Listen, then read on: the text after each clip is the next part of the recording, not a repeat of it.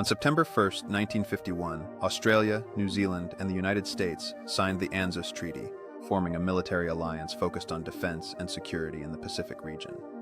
The treaty obligated the three nations to consult and cooperate on matters of mutual defense, particularly in the face of potential threats during the Cold War.